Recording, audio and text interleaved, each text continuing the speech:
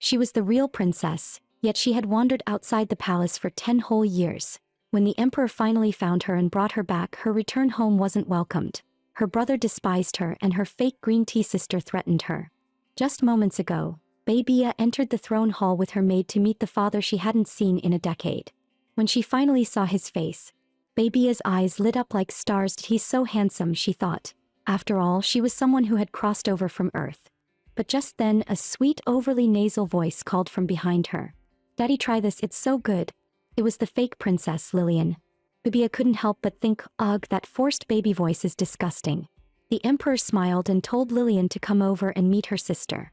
But Lillian, acting like she didn't have legs, insisted that her daddy carry her instead. This time, however, the emperor didn't indulge her and told her to walk on her own.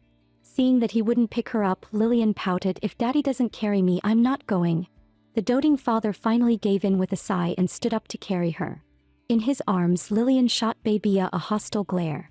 Daddy, who's she? She's your older sister. Just like you, she's a princess. Hearing that someone might compete with her for affection in the future, Lillian immediately burst into tears. But I'm the only princess. Beibia couldn't take it anymore. Others might not know you, but I know exactly how vicious you are, she thought. As soon as Beibia's thought crossed her mind, Lillian's fake mask of innocence slipped right off. After calming her down, the emperor sighed and told her to greet her sister quickly. He still had work to do. Lillian walked toward Beibia, making sure her father wasn't looking their way.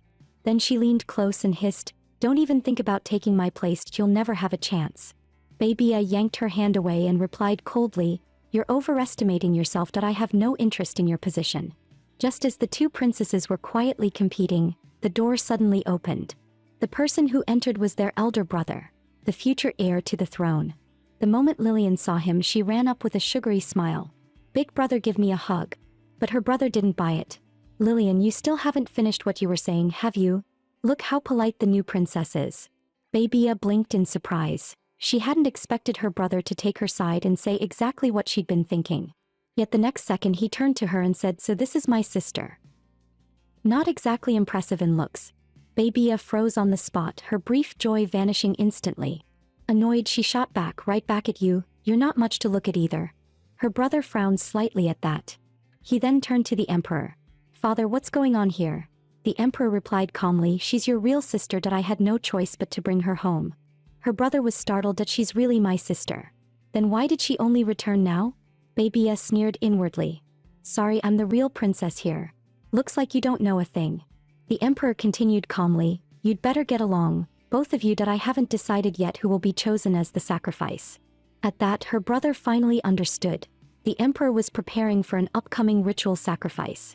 After a few brief words, the emperor ordered him to escort Beibia to her room. He turned and said curtly, you new one. Let's go.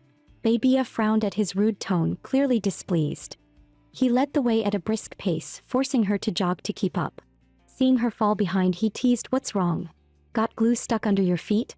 Beibia snapped back, you're doing this on purpose, aren't you, you narcissistic prince?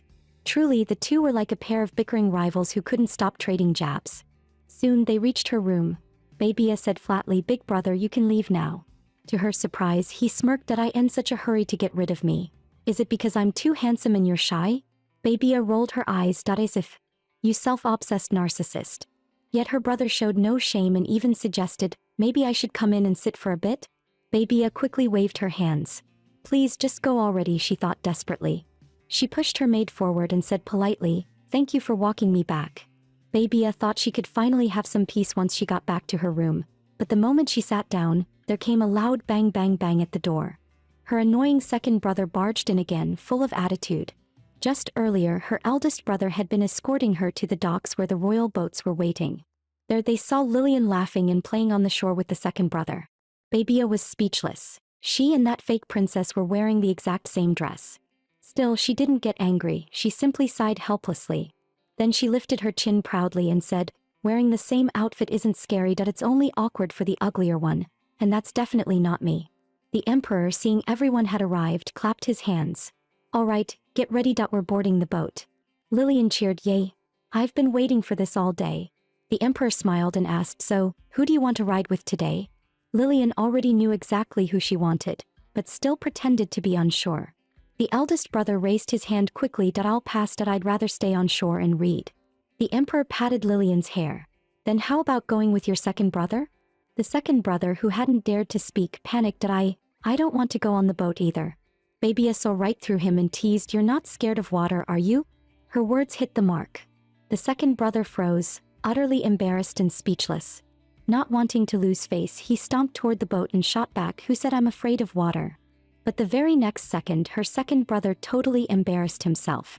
His legs were trembling so badly they looked like they were doing a dance. Baby smirked and asked, you're not afraid of water, huh? Then why are your legs dancing? Seeing that both brothers refused to go, Lillian quickly pointed at Babia. Daddy, I want to go with her. Babia's heart skipped a beat. Just like in her past life, events were starting to repeat. Soon the two of them boarded the same boat.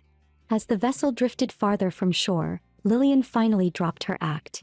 She sneered, no one in the palace likes you. Be smart and leave on your own.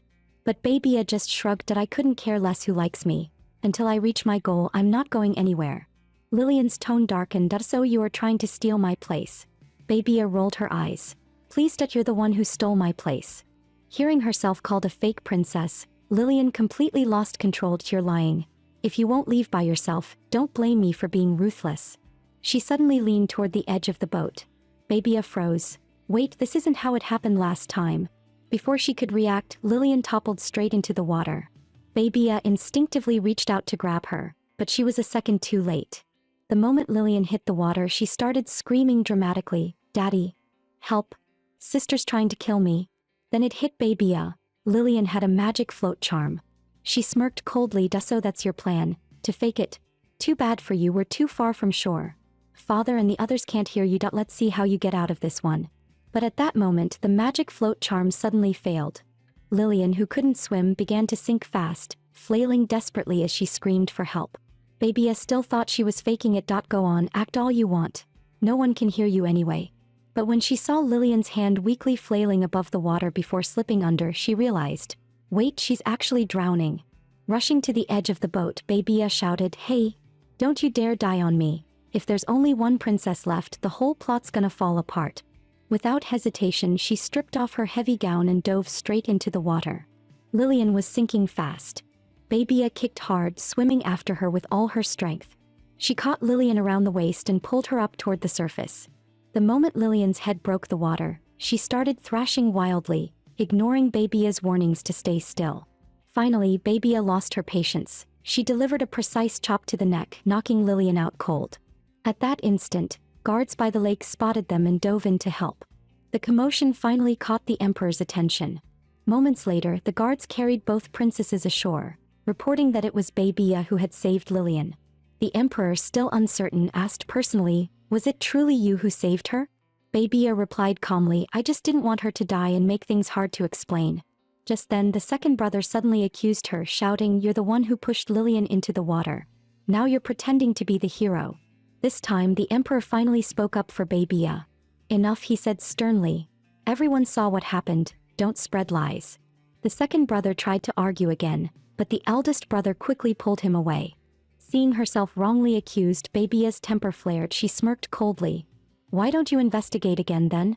The emperor didn't get angry. Instead, he knelt slightly, his voice gentle. I believe you wouldn't do such a thing. He reached out, wanting to pat her head in comfort. But Babia turned away, avoiding his touch. The emperor sighed helplessly. Then he stood and said, tonight you'll dine with us. Hearing that she'd have to eat with the family, Babia immediately refused. Her plan was to make everyone dislike her so she could survive the coming sacrifice. The emperor frowned. I'm your father. If I say you'll come, you'll come. Left with no choice, Babia reluctantly attended the dinner that night. When she arrived, the emperor surprised everyone by having her sit right beside him. Both princesses froze in disbelief. Lillian immediately pouted, her voice rising into a whiny tone. Daddy, why does she get to sit there? New Lillian wants that seat. But this time the emperor didn't give in. Good, he said firmly. Sit down.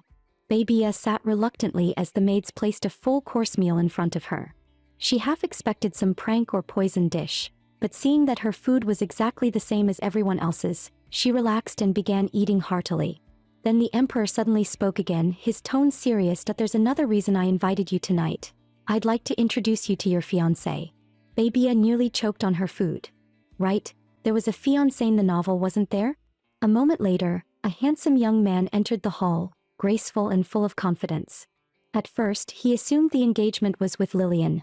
His eyes practically sparkled with excitement. But the Emperor's next words struck him like lightning. The one you're engaged to is Babia. The young man froze, his smile turning to shock. Cautiously he asked, Your Majesty, why? Before the Emperor could reply, Babia spoke first, her tone proud and cutting.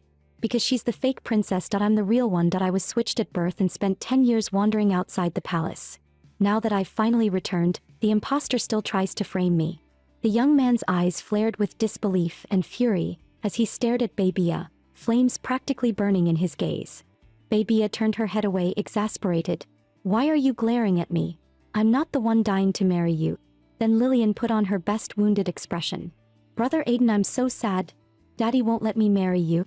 Hearing that, Aiden's heart softened even more, and he turned to the Emperor carefully. Your Majesty, why isn't my engagement with Lillian instead? Little did he know this was all part of Lillian's plan. If I can't have him, then neither can she. But Lillian's little scheme had already been seen through by Babia. So that's your plan? Trying to make me look bad? Fine. Let's play. She spoke up boldly, her tone cutting through the silence. Because she's the fake princess, and I'm the real one. Is that reason good enough for you? The entire hall fell silent. Every pair of eyes turned toward her in shock. Aiden frowned, puzzled. Fake princess. What does that mean? Babia replied coolly, You're curious. Then why don't you ask her directly? Lillian's face went pale, her jaw trembling as she bit her lip until it bled. Through tears she whimpered, Lillian is the real princess. Babia smirked. Let's see how you plan to get out of this one. Gonna cry and run away again? Sure enough, the next second, Lillian covered her face and burst into tears, running dramatically toward the door. She barely made it a few steps before stumbling and collapsing to the floor. Luckily, a nearby maid reacted quickly and caught her before she hit the ground. The Emperor's expression changed instantly. He rushed forward, scooping Lillian into his arms and carrying her toward the infirmary. Behind him, one of the maids muttered nervously, His Majesty won't blame the little princess, will he? I shouldn't have told the steward. Babia's sharp ears caught it. She turned around, her tone cold. What did you tell the steward? The maid panicked, waving her hands. Nothing, my lady. Babia's face darkened immediately. So it was you told the steward to have me dine with father. The maid quickly lowered her head and explained, I just thought, since everyone's been excluding you, I asked the steward to help arrange it. Expecting to be scolded, she froze when Babia gently patted her shoulder instead. You did well, Babia said calmly. The maid blinked in surprise. You're not angry, Your Highness? Angry? Babia thought with a smirk. After watching Lillian humiliate herself today, I couldn't be happier. Ever since the day she exposed Lillian's true identity, the two hadn't met again, and Babia had finally enjoyed a rare stretch of peace. But that peace ended one afternoon as she was playing with her pet bear. There came a knock at the door. When she opened it, she was stunned to see the Emperor himself standing outside. It was his first time visiting her room. He stood at the doorway, his tone gentle. May I come in for a bit? The maid immediately gestured politely for him to enter. Babia, however, thought irritably, the Emperor never visits without a reason. This can't be good. Sure enough, behind him trailed her eldest and second brothers. That confirmed her suspicion. Whatever they came for, it definitely wasn't good news. Once everyone was seated, Babia asked evenly, Father, what brings you here? Instead of answering, the Emperor launched into a speech full of polite, moral words, basically telling her he hoped she'd get along better with the rest of the family. Babia knew his words were nothing but empty talk, yet she asked coldly, So what exactly are you getting at? The Emperor sighed and finally revealed the real reason. Lillian wants to see you. Babia's expression darkened immediately. Of course, it's always that fake green tea princess. Lillian has already forgiven you. The Emperor continued gently. So I want you to go make peace with her. Babia's anger erupted like a volcano. Forgive me? For what? She's the fake princess here, she snapped. Knowing he had favored Lillian too much, the Emperor softened his tone. Babia, do it for me, just this once. Babia's voice dropped low, her eyes sharp as blades. So that's why you all came here together. Just for this? The Emperor looked guilty but still tried to persuade her. She completely ignored him. When persuasion failed, he acted without warning, sweeping Babia up in his arms. She struggled furiously, but his grip didn't loosen. In the end, she was carried off toward Lillian's chambers against her will. Moments later they arrived. The emperor ordered the maids to open the door. One of the maids shot Babia a hostile glare. Princess Lilian doesn't like anyone entering her room, she said coldly. The emperor's face darkened. He hadn't expected a mere maid to defy him. His eyes blazed as he shouted, "Do you have a death wish? Open the door now." At that moment, Babia suddenly remembered something. From the original novel, she knew that this maid was actually Lilian's biological mother, though the emperor was still unaware. Inside the room, Lilian had just been cheerfully calling out "Daddy." But the instant she saw her father carrying Babia in his arms, her smile vanished and her face twisted with rage. "Daddy, why are you holding her?" she snapped. The straightforward emperor replied honestly, "Didn't you say you wanted to see her?" Lilian's eyes widened in fury and she slammed her fist onto the table. "I didn't say you could carry her in," she shouted. Seeing his daughter's tantrum, the emperor's tone grew stern. "Enough. Stop making such unreasonable demands." Hearing her father actually criticize her for once, Lilian's temper exploded. "Daddy, you don't love me anymore," she wailed. The helpless emperor, ever the soft-hearted daughter slave, had no choice but to put Babia down. He sighed and said apologetically, "I'm sorry that if I didn't, Lilian would never stop crying." Babia brushed it off. "It's fine. I'm not as delicate as some people." Meanwhile, Lilian was crying so hard that tears streamed down her face, repeating over and over, "Daddy doesn't love me anymore." The second brother quickly jumped in, scolding, "Father, how could you say that? Lilian's so upset." Then he rushed over to comfort her. "Don't cry, little sister. You still have your brother who loves you." Babia rolled her eyes, covered her ears, and thought irritably, "One of these days I'm going to deal with all of you." At that point, the eldest brother couldn't take it anymore. "You called her here just to cry in front of everyone," he said sharply. Lilian quickly defended herself. I called her for a reason." "Then get to the point," her brother cut in coldly. Under his stern gaze, Lilian finally stopped whining and tried to compose herself. Then, unbelievably, she reached toward the emperor and said in a babyish tone, "Daddy, wipe my nose for me." Babia nearly gagged. Seriously, a grown woman still asking someone to wipe her nose. Disgusting. After cleaning her face, Lilian straightened up, regaining her usual arrogance. "As the princess, I've decided to forgive you from now on. When I call for you, you must come immediately, understand?" Babia let out a short, cold laugh. "And why exactly should I?" Lilian frowned, her tone haughty. "Because I'm the princess. I'm already being generous with you." Arms crossed, Babia sneered. "Are you insane? Just because people indulge you doesn't mean you're the real princess. Stop acting like one." Lilian froze, furious that someone dared talk back to her. She jumped out of bed, ready to strike. But Babia spoke first. "What, standing up again? Gonna fake another fainting spell?" Lilian's face went pale. "What are you talking about? I never faked anything." Babia pointed straight at her. "Don't play dumb. I saw you that day. You used your hand to brace yourself before falling and even peeked around afterward." Lilian stammered, clearly flustered. "That's not true." Babia pressed on. "You staged that whole scene just to frame me. Don't you feel even a little ashamed?" With a cold snort, she turned on her heel and walked away, leaving everyone stunned. "I didn't say you could leave," Lilian screamed after her. "Get back here." But Babia didn't even glance back. She kept walking straight out the door. Just as she stepped into the corridor, a sharp voice stopped her in her tracks. She turned, puzzled. It was Lilian's biological mother.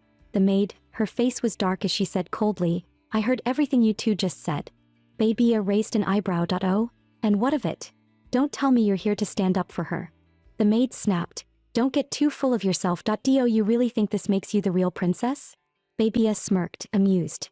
"Sorry to disappoint you, but I am the real princess." The maid's eyes flashed with rage. Seeing that intimidation didn't work, she reached out, trying to grab Babia's maid, Belle. "If your mistress misbehaves," she hissed, "then you servants must pay the price." Babia's fury erupted. "You dare lay a hand on my maid." She lifted her skirt and kicked the crazed woman hard, sending her sprawling. Standing tall, she glared down coldly. A lowly maid barking so loud. "Do you even know who you're talking to?" The maid, trembling with anger, spat back, "You're nothing but a stray beggar we picked up off the streets." Babia leaned close, whispering into her ear, "Say what you want, but I am the true princess. Don't think I don't know. It was you who switched me at birth." The maid's eyes widened in shock, her face turning pale. How does she know?" Babia straightened up, her voice cold as steel. "If you dare breathe a word, I'll tell everyone in the palace what you did." With that, she turned and motioned to her maid. Let's go. Together they walked away, leaving the trembling woman behind in silence. Her maid still looked uneasy. Princess, what if she tries to get back at us? Baby gave a cold chuckle and replied calmly, she's just a maid. I'm a princess. What's there to be afraid of? Later that day, the royal steward came to her door.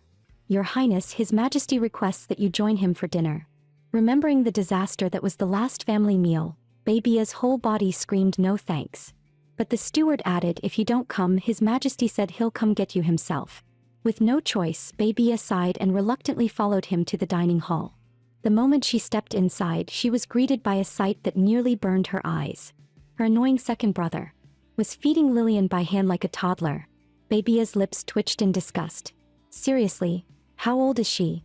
Does she not have hands of her own? At that moment, the pair finally noticed Baby's arrival. Both turned to glare at her with obvious hostility. As she sat down, Baby couldn't help but think, this isn't dinner. This is torture.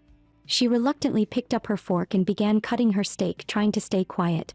When the emperor suddenly commented, it seems you still haven't learned proper table manners. Baby lifted her gaze and replied dryly, well, someone has to teach me before I can learn, right? The emperor paused, caught off guard. So, you're blaming me? Exactly, Baby said without hesitation. The second brother clenched his fists, snapping, Father, don't listen to her. She's rude because she's just a beggar. Baby didn't even flinch. I was personally brought back by father himself. She said coolly, if he knows who I am, what makes you think you know better? The second brother scowled, you're lying. Lillian said you're the fake one. Baby burst out laughing. Wow, you actually believe that, fake princess? How pathetic. Seeing the tension rise again, the emperor slammed his hand on the table. Enough. Both of you stop. He stood and walked over to Baby's side, saying calmly, come, I'll show you the proper way to dine. Baby picked it up quickly. Within moments, her posture and movements were flawless. Meanwhile, across the table, Lillian was being ignored entirely, her mouth smeared with crumbs, looking utterly disheveled. The eldest brother smirked and remarked sarcastically, not bad, the new one's got class. Unlike our spoiled little ancestor over there. Lillian pouted and said tearfully, I'm a princess. I don't need to learn anything. My brother and my maid will always help me. The eldest brother shot her a disgusted look. Lillian, wake up. We're not going to treat you like a child forever. And honestly, father and I are both sick of it. Hearing her brother say that, Lillian immediately burst into tears, trying once again to win her father's sympathy. But this time, the emperor truly seemed tired of her antics. He didn't even glance her way. Watching from the side, Baby couldn't help but grin. Nice one, big brother. True teammate energy. Ignoring Lillian completely, the emperor turned to Baby. Didn't you say you wanted to study? From now on, I'll teach you myself. Baby's eyes widened in disbelief. Her first instinct was to refuse. But the emperor gently patted her head. Don't worry, there's no better teacher than me. At that moment, his gaze was filled only with Baby. Then out of nowhere, Lillian, who had been crying just seconds ago, interrupted. Daddy, Lillian wants to study too. The emperor froze on the spot. Her princess syndrome had already traumatized him enough. Lillian quickly added, I'll be good this time, I promise. Not wanting to appear unfair, the emperor hesitated before finally nodding in agreement. A satisfied smile crept across Lillian's face. Her plan had worked perfectly. Meanwhile, Baby's expression darkened. Great, she thought grimly, one more annoying pest to deal with. The next day, both girls arrived at the classroom on time. Lillian assumed the desk was for her and happily ran over. But the emperor stopped her. That's for Baby, he said. Lillian froze, pouting. How could it not be mine? If it's not mine, then smash it. The emperor sighed. Her princess syndrome was acting up again. Didn't you promise not to make a fuss? Look at Baby, she's your age and waiting quietly. Lillian whimpered tearfully, but I'm still little. Whatever I want, you should give me. The emperor ignored her completely and motioned for Baby to sit down. Seeing her once doting father now favor another, Lillian's resentment boiled over. She blamed it all on Baby. She whispered darkly to her maid, is everything ready? We act tonight. Class began. Baby sat properly at her desk, while the emperor patiently taught her to read. The peaceful scene made Lillian burn with jealousy. Daddy, Lillian doesn't understand something either, she cried. Expecting him to teach her too, she was stunned when the emperor replied coldly, then start by learning how to speak properly. Lillian looked puzzled. What the emperor meant was her clipped, nasal tone. He said, learn to speak properly first, then we'll teach you to read. But Lillian couldn't shake the habit and the emperor lost patience. "Stop acting like a child. Look at Babia," he snapped. Being scolded again made Lillian even more irritable. Hidden behind a book, Babia stifled a laugh. She'd long been annoyed by that affected voice. After class, Lillian yelled at Babia, "It's because of you that father dislikes me." Babia scoffed back, "How is that my problem? Just look at yourself." Lillian flew into a rage. "Tonight you'll pay." She almost spilled the plan, but her maid quickly pulled her away. Late at night, sure enough, someone slipped quietly into Babia's chamber. An assassin gripped a dagger, intending to kill her in her sleep with a single strike. But as he crept forward, his foot suddenly caught on something, a teddy bear. Startled, the assassin froze for a moment, then quickly looked down. Seeing it was only a toy, he muttered a curse under his breath and kicked it aside. He reached the bedside, raising his dagger high to strike. But at that instant, something kicked him hard from behind. The assassin stumbled, spinning around in alarm at who's there. To his horror, the same teddy bear he had kicked turned its head and spoke in a low, eerie voice. "You're trying to hurt Babia." The assassin stood frozen in shock. The toy could talk. The teddy bear warned coldly, "Keep your voice down, don't wake the mistress, or I'll kill you." Enraged at being mocked by a toy, the assassin lunged forward and slashed with his dagger. But the bear vanished in a blink, reappearing right behind him. With a heavy thud, it slammed into him, knocking the assassin unconscious. The bear picked up the fallen dagger and without hesitation finished the job cleanly. The next morning, Babia took a stroll through the royal garden to clear her mind. Seeing the endless field of daisies before her, her eyes sparkled with delight. The recent troubles that had weighed on her heart seemed to melt away with the breeze. She sat down among the flowers, savoring the rare moment of peace. But suddenly, a man appeared out of nowhere in front of her, greeting softly, "Hello there, little sister." Startled, Babia stood up defensively. "Who are you?" she demanded. The man tilted his head, smiling faintly. "You could say I'm the caretaker of this garden." Babia frowned, clearly unconvinced. Sensing her doubt, the man added, "If I wanted to hurt you, I would have done it already." Babia huffed and turned her head away, thinking, "Fine, I'll trust you, just this once." The man chuckled gently. "Good. Then how about a chat? Maybe something to eat while we talk?" Babia frowned in confusion. "Eat here? What are we supposed to do, hold the plates and squat on the ground?" Before she could say more, the man raised his hands, a faint glow flickering between his fingers. In an instant, a beautiful picnic table appeared out of thin air, covered with desserts and fruit. The sight was so magical that Babia's eyes went wide in awe. Among the tableware and tea sets, she noticed something odd. A brown teddy bear sitting quietly by the side. "What's that for?" she asked curiously. The man smiled. "Most little girls like dolls. Consider it a welcome gift." Babia puffed her cheeks that I'm not a little girl. But the man gently pushed the teddy bear into her arms anyway. "Keep it that it can protect you." Babia blinked, puzzled. "Protect me?" Her imagination ran wild. "What, am I supposed to swing it at people?" The man chuckled and turned the bear to face her. "No. Like this. Let it do the protecting." And sure enough, the law of liking cute things took effect. Within minutes, Babia had grown fond of the teddy bear.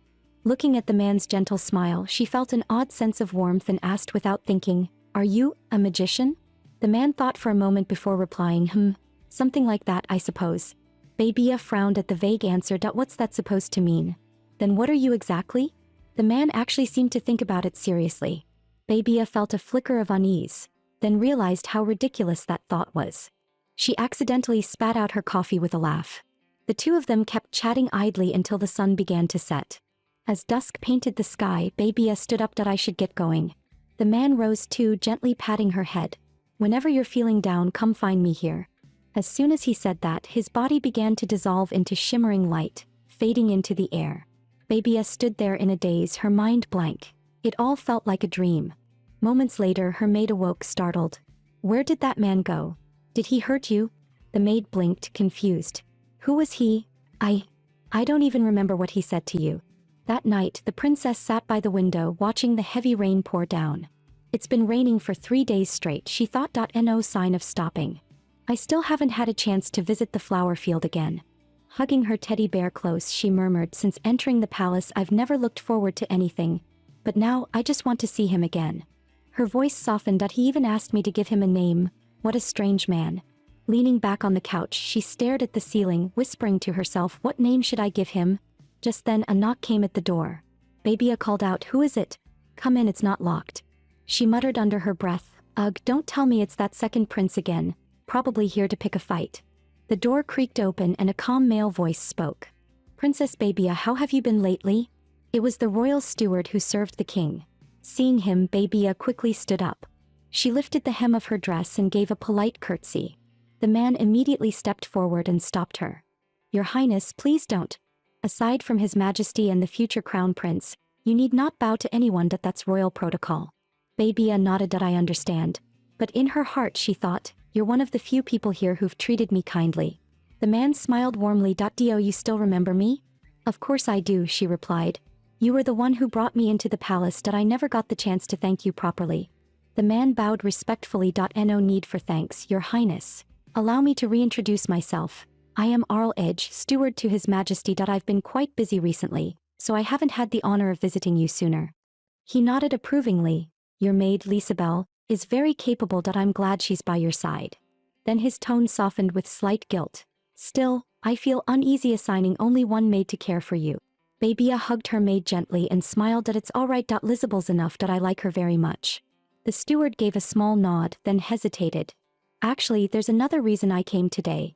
His Majesty has invited you once again to dine with him. Babia groaned. Again? After how the last dinner turned out, he still wants me to go. Can't he just let me have a little peace and quiet? The steward seemed to notice the princess's frustration. Bowing slightly, he said gently, Your Highness, do you not wish to attend? If that's the case, you can refuse. You are a princess. You have that right. Babia blinked in surprise. Really? Then I'm not going. I don't want to eat with father, and I definitely don't want to eat with Lillian.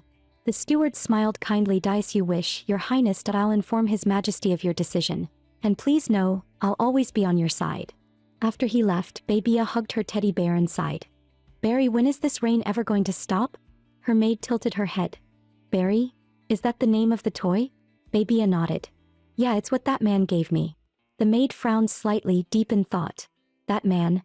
I think I've seen his portrait somewhere before. Babia froze, her eyes widening in shock. What do you mean?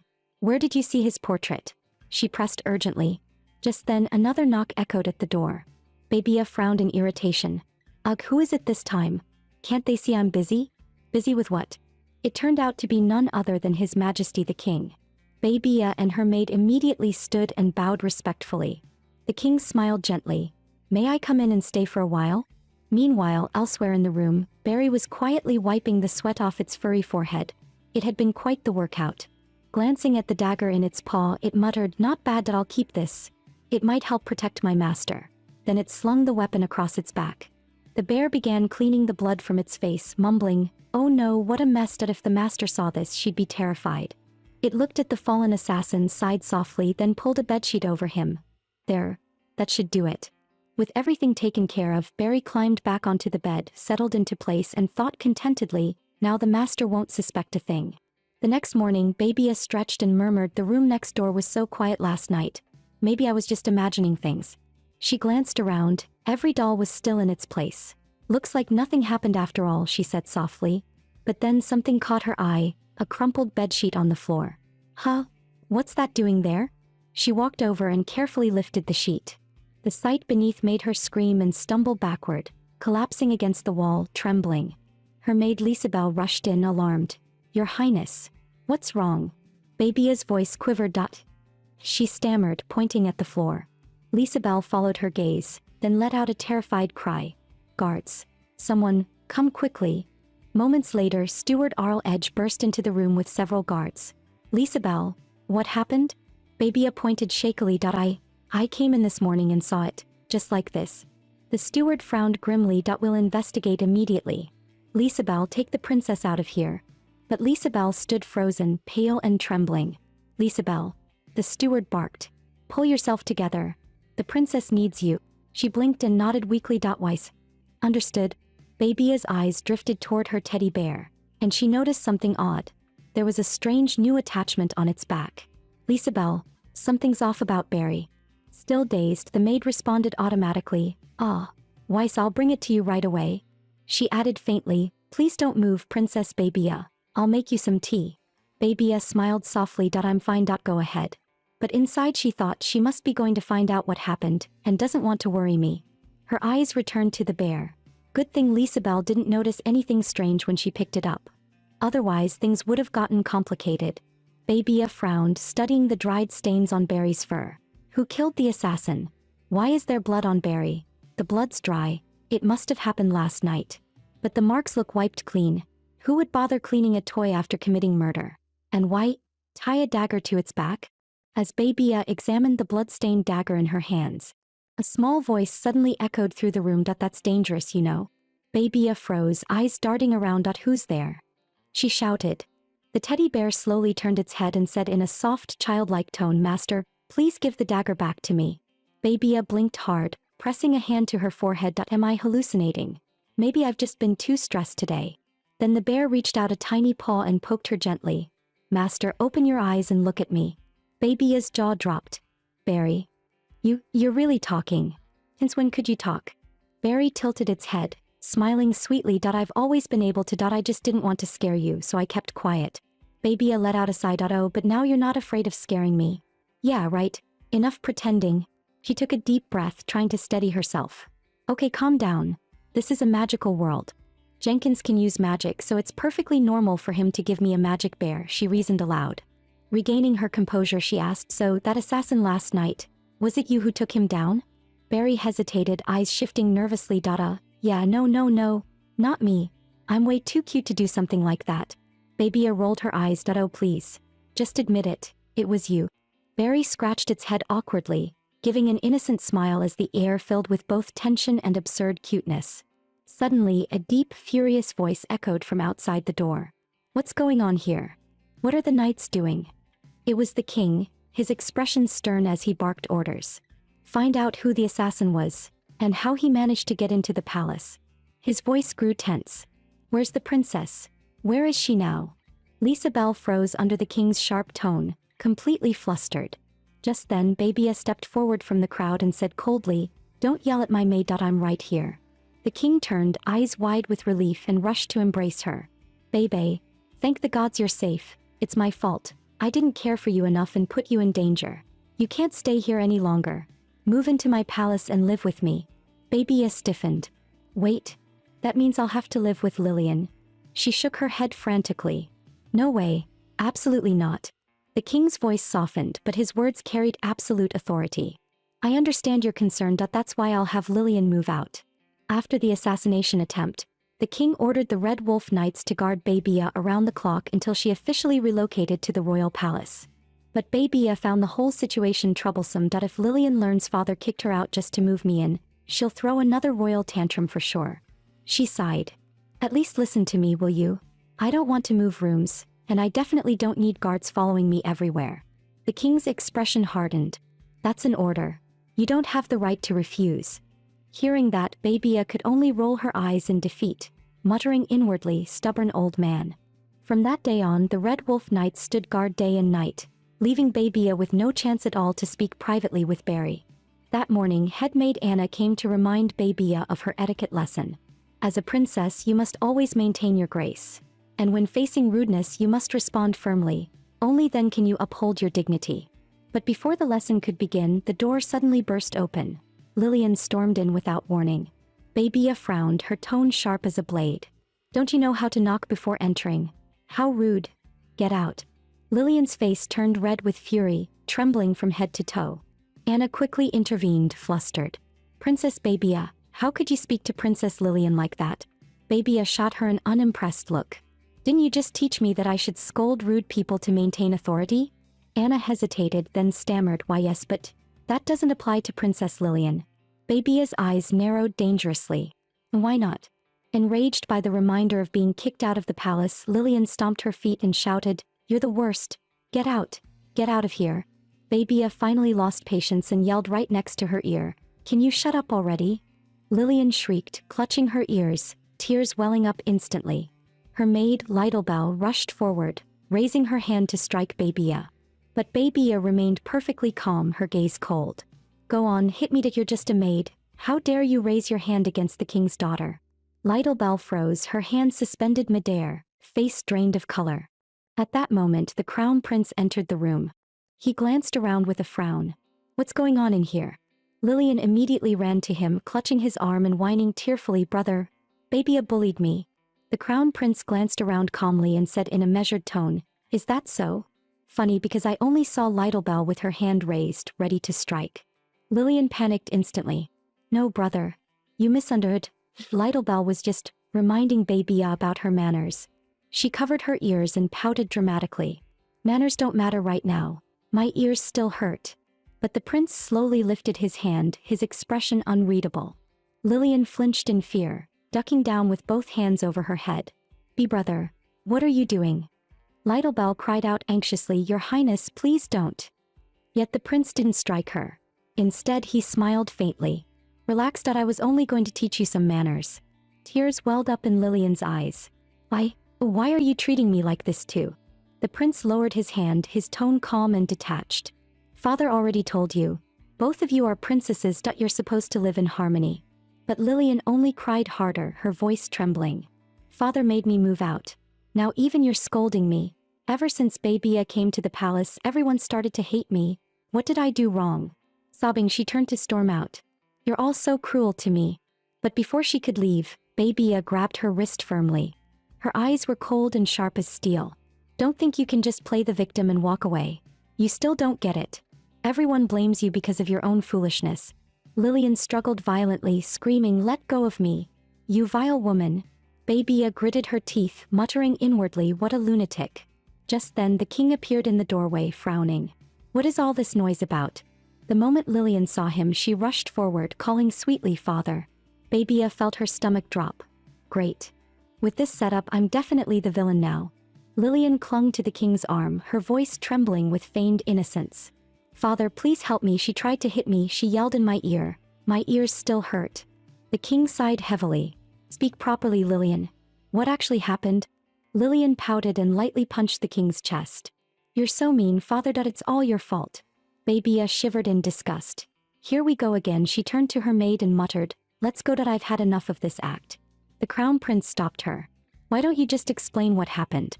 Babia gave a bitter laugh. Explain. Look at them, so fatherly, so loving. What difference would it make? Her tone grew distant, almost weary. You wouldn't understand.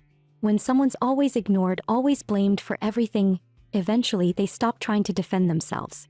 The king raised his voice, stopping her. Babia. Wait, I want to talk to you. I'll judge this matter fairly. Babia folded her arms, eyes sharp. Fairly? You're holding her in your arms while questioning me. That's your idea of fairness? The king faltered, momentarily speechless, and moved to set Lillian down. But Lillian protested immediately, whining, If you put me down, I'll just lie on the floor and cry. Babia rolled her eyes, exhaling in exasperation. Forget it. Let's just say it's my fault. If she keeps screaming, my head's going to explode. The king saw Babia about to leave and called out, Bebe, wait, you're coming back to the palace with me tonight. There was an assassin. I won't let you stay here any longer. Lillian's expression darkened. So she gets to move into your palace because an assassin showed up. What if my place gets attacked too? Will I get to stay there then?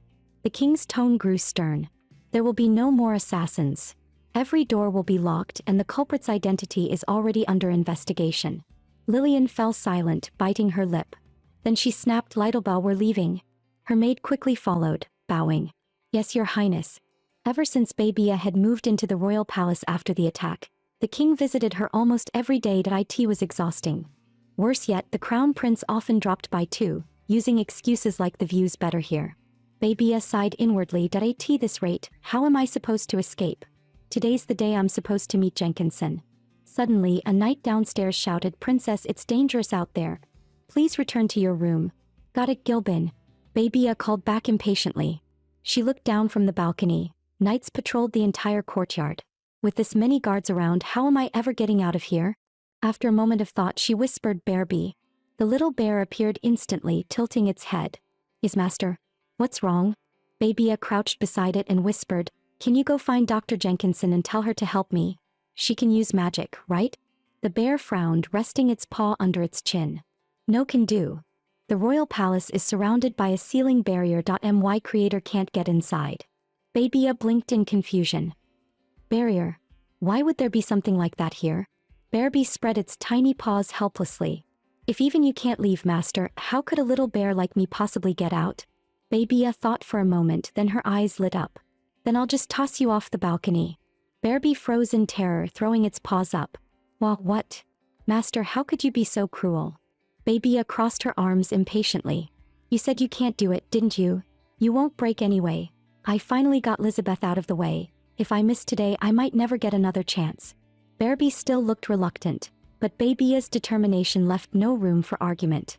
Just then, shouting echoed from outside the window. Tins, protect Princess Lillian. Red Wolf Knights.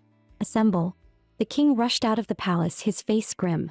Babya blinked, then smirked at I don't know what's going on, but this is my perfect chance. She quickly grabbed her pack, ready to run. Still, a thought nagged her.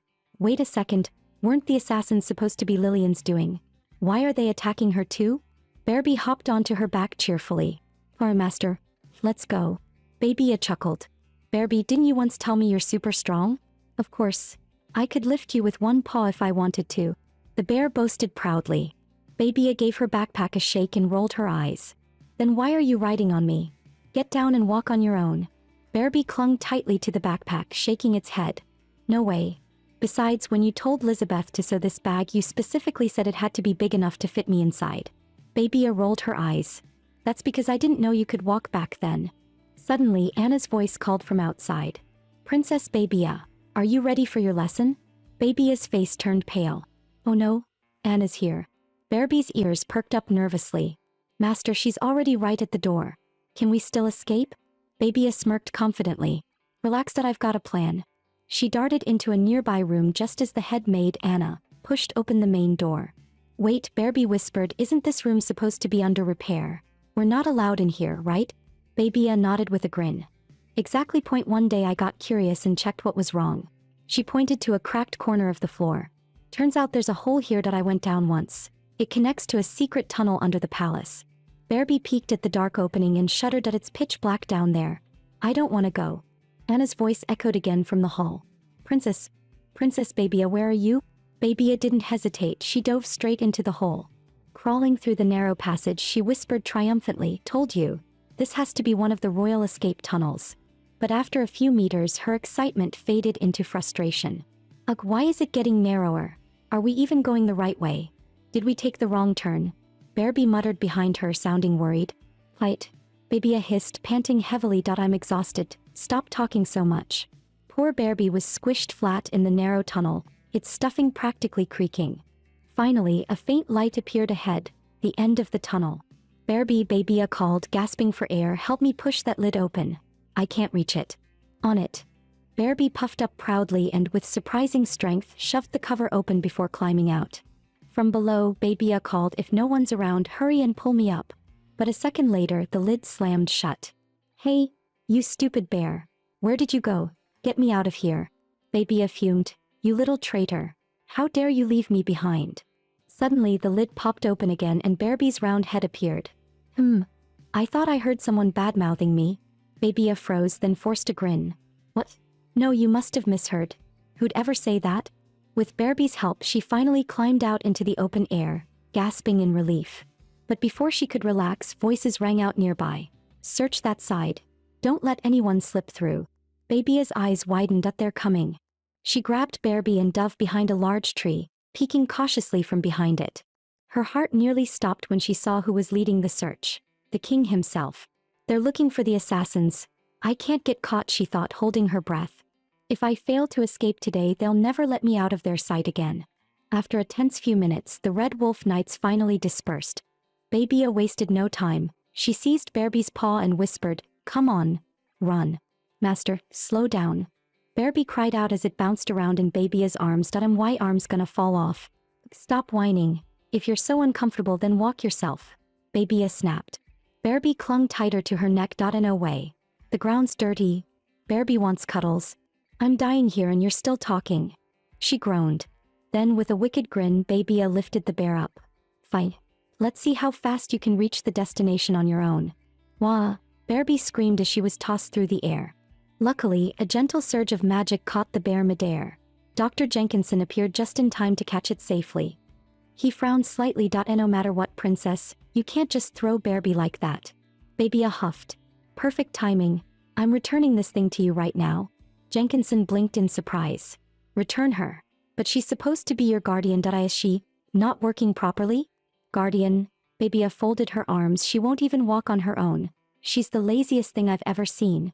Jenkinson scratched his head awkwardly. That might be my fault. When I created her, I was, being a little lazy myself. Guess that part of me rubbed off on her. Babia arched a brow. So you're saying her chronic laziness comes from you? Yeah, I suppose so, he admitted sheepishly. Barbie's eyes welled up with tears. Master, you don't want me anymore? Babia sighed, glaring at it for a moment before relenting. Fine, that I'll forgive you this time. Instantly, Barbie's tears vanished and it leapt onto her face, snuggling happily. Hey, Master's the best. I promise I'll never make you mad again. Seeing Babia and Barbie covered in dust and dirt, Jenkinson raised a hand, summoning a few water spirits. The shimmering blue wisps circled gracefully, sprinkling droplets that gently washed the grime away. Babia's eyes sparkled as she watched them dance. Wow, water spirits. Having magic must feel amazing. Jenkinson chuckled. So you want to learn magic too? Of course I do. Babia replied eagerly. Can you teach me? He studied her for a moment, then sighed regretfully. I'm afraid not. You don't have any magical aptitude. Babia slumped her shoulders with a sigh. Could my life be any worse? First I get switched at birth and now I can't even learn magic? Jenkinson rubbed the back of his neck, awkwardly smiling. You're not wrong. She not only took your place but was born with magic in her veins. Wait, what? Babia's eyes widened. You're telling me she can use magic? He spread his hands helplessly. Sadly, yes. She doesn't realize it yet, but her magical potential is quite high. Unbelievable, Babia muttered, frozen in disbelief. The realization hit her hard. Her chest felt tight with frustration and disappointment. Jenkinson's tone softened. Don't be so down. You still have me, and remember, you're her daughter. I'll do everything I can to help you. If necessary, I'd even give you my power. Babia blinked, confused. Her daughter. Wait, who's she? Jenkinson smiled mysteriously. That's a secret. Babia pouted. You and your secrets. Fine, if you won't tell me anything, I won't tell you anything either. Oh, right. Barbie said you can't enter the palace. Is that true? Jenkinson nodded. Yes. The former king placed a powerful barrier around it. If I step inside, my body would melt instantly. The result would be much worse than Barbie described. He then extended a hand toward her. So, Princess Babia, may I hold your hand? Babia hesitated, then placed her hand in his and smiled. Sure. Let's go visit the market first, then the temple, and finally your house, okay? Jenkinson blinked, a bit embarrassed. My house. Sure. All right then. He smiled softly. Hand me your backpack. I'll take care of it. Now, close your eyes. A sudden gust of wind swept past Babia, and she felt her body lift off the ground. When she opened her eyes, she realized she was floating high up in the air. Wah! She screamed in surprise. Jenkinson chuckled softly. That's why I told you to keep your eyes closed. Babia clung tightly to his arm. You could have warned me we'd be flying this high. A moment later, they gently descended back to the ground. Babia exhaled in relief, patting her chest. Finally, solid ground. Jenkinson couldn't help but laugh. You and Barbie both look like you survived a war. Don't be so dramatic. Babia's cheeks turned pink. Whatever. A brand new day has just begun. Suddenly, Jenkinson looked thoughtful. Our silver hair stands out too much. We'll need to change it. Oh right. Everyone in the palace has silver hair. I totally forgot about that, Babia said. Jenkinson waved his hand, casting a soft golden glow. Their silver strands shimmered, turning into a warm golden hue. Babia twirled a lock of her hair, smiling brightly. Wow, now we really look like father and daughter. Jenkinson froze for a second, the word father echoing in his mind. Babia tilted her head curiously. Jenkinson, don't you have any family? He hesitated for a long moment before answering quietly no. Babia took his hand gently. Then for today, I'll be your daughter. She grinned and tugged at his sleeve. Come on, Dad. Let's go explore the marketplace. Jenkinson blinked in surprise, then smiled, a rare, genuine warmth softening his face. All right, let's go. Meanwhile, inside the palace, tension filled the air. The king's furious voice echoed through the hall. Did I not order you to guard her carefully? How did an assassin get inside? One of the knights fell to one knee and stammered, Your Majesty. The assassin appeared in Princess Lillian's chambers. Upon hearing that his daughter had been attacked, the king immediately dropped everything and rushed to her side. The false princess Lillian saw him enter and instantly threw her arms wide. "Father, hug me. I was so scared." The king hurried forward, pulling her into his embrace. "Lillian, are you all right? Did you get hurt?" Lillian forced a trembling voice, pretending to cry. "Father," Lillian was so frightened. Meanwhile, the Red Wolf Knights had already subdued the assassin and brought him before the king. But as the king laid eyes on the captured intruder, his brows furrowed sharply. Something about this didn't sit right. Turning back to Lillian, his tone grew heavier. "Lillian, tell your father, where exactly did you see the assassin come from?" The maid hurriedly tried to explain. "Your Majesty, the assassin." "Silence." The king cut her off sharply. "I want to hear it from Lillian herself." His voice dropped low, firm and heavy. "Tell your father, where did the assassin come from?" Lillian forced a stiff smile and stammered, "He came in through the door." The king's tone grew sharper. "Through the door? And he was dressed like that asterisk when he entered?" Lillian froze, her eyes darting nervously. Cold sweat began to bead on her forehead. Suddenly, the king gripped her shoulders tightly, his voice echoing through the chamber. "Lillian, look at me, look into your father's eyes and answer." Startled, Lillian flinched and blurted out, "Why, he came in just like that." The knights exchanged uneasy glances. "That doesn't make any sense. No one could just stroll through the front gate dressed like that without being noticed." "Exactly, and the guards were all at their posts. Besides, doesn't Princess Lillian seem a little too calm for someone who was just attacked?" But instead of getting angry, the king smiled faintly. "It's fine. Perhaps Lillian was frightened and can't remember clearly." He then turned to the maid and added in a calm, deliberate tone, "An assassin entering openly through the main gate. Impossible, wouldn't you agree?" Stepping toward the bound man, he studied him coldly. "So this is the assassin?" "Yes, your Majesty." The knights replied in unison. The king paused for a moment, then ordered, "Butler, escort Princess Lillian away from here." The maid stepped forward nervously. "Your Majesty, please allow me to take the princess." "I told you to stay," the king interrupted sharply. "Do you not understand an order?" Lillian's face went pale. She suddenly screamed, "Why are you sending me away? I don't want to go. I'm not leaving Lidbal." But the butler ignored her protest and simply lifted her into his arms, carrying her out as her voice faded down the corridor. In the next instant, the king unsheathed his gleaming sword. "Whoever dared harm my daughter, none of you will walk away alive." The captured assassin turned pale, trembling as fear seized his eyes. The maid hurried forward, her voice shaking. "Your Majesty, please wait." The king turned sharply toward her. "What is it you want to say?" "Why, Your Majesty, shouldn't we at least ask who the assassin's master is first? Killing him now might be too hasty." The king's gaze grew icy. "And since when do you tell me how to handle justice? Or..." His tone darkened. "Is there a particular name you're hoping to hear?" The false princess's maid froze as the tip of the royal sword pointed straight at her. "You dote on Lillian every day," the king said coldly, "yet now you're defending the one who tried to kill her. That must mean you already knew. This assassin posed no threat, didn't you?" Suddenly, Lillian burst into the room shouting, "Lightbell, why are you sitting on the floor?" The king's expression stiffened. "Lillian, I told you to leave this place." "No," she protested, stamping her foot. "We made a promise. Lillian must stay here." The king's brows furrowed deeper, his tone edged with restrained fury. "A promise? With whom exactly?" Lillian looked flustered, stammering as her voice trembled, barely audible. I didn't promise anyone anything." The king crouched down, his calm yet commanding gaze fixed on her. "Then tell me, how does Lillian wish to handle this matter?" Her eyes darted nervously, unable to meet his. Though frightened, she still managed to whisper, "I don't want anyone to die. Father, please let him go." The king's hand brushed gently against her cheek, his tone layered with weary emotion. "I've raised you for 10 years. Every tantrum, every tear. You think I didn't see? But those words you just said, they are not truly your own." Then the king seized Lillian by the shoulders and forcefully turned her around. He covered her eyes with his hand and said quietly, "Don't look." In the next heartbeat, amid Lightbell's horrified cry, a flash of steel filled the air. The assassin's life ended in an instant. The king turned his head slowly, his eyes sharp and cold as a blade, fixing on Lightbell. "Lightbell, was it this child who ordered you? And the assassin who tried to kill Babia? Was that your doing as well?" Lightbell trembled violently, collapsing to the ground, her face drained of color. Inwardly she screamed, "It's over. Completely over." She bit her lip, filled with regret. She should never have believed Lillian's foolish scheme, that pretending to be attacked would win the king's sympathy. Now nothing she said could change a thing. The only thought left was to survive the night, and find a way to flee with Lillian. But the king left no room for escape. His tone was as cold as forged iron.